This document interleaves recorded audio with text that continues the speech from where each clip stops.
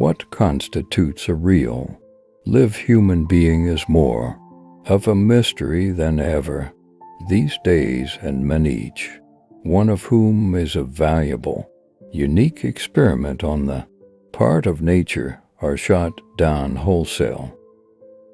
Without words, without writing, and without books, there would be no history, there could be no concept of humanity.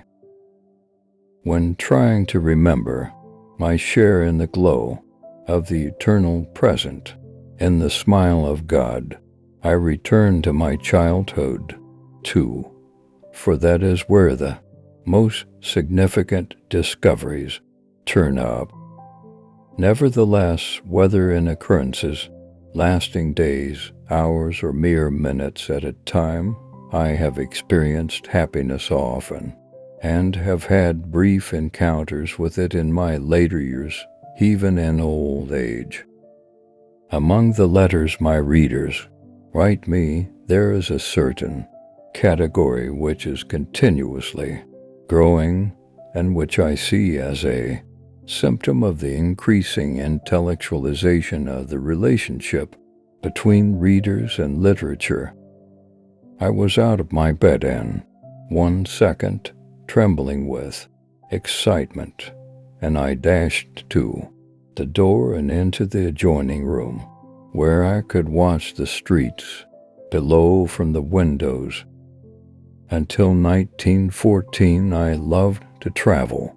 I regularly went to Italy and once spent a few months in India.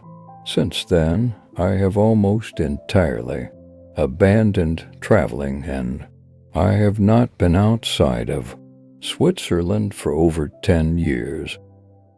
For me, however, that beloved, glowing little word happiness has become associated with everything I have felt since childhood upon hearing the sound of the word itself.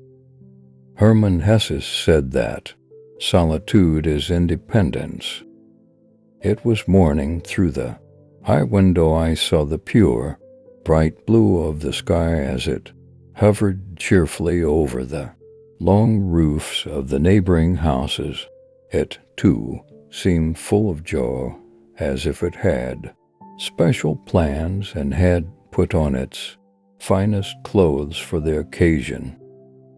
Likewise, it is not Kafka's fault that his wonderful writings have lately turned into a fad and are read by people who have neither the ability nor the desire to absorb literature.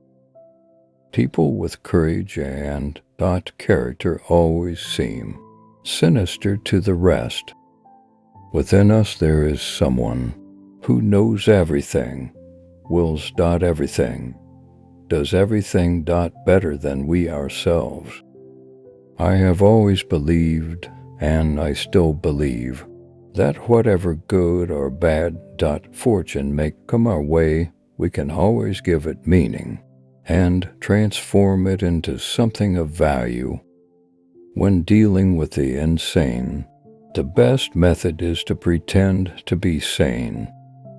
The bird fights its way out of the egg is the world.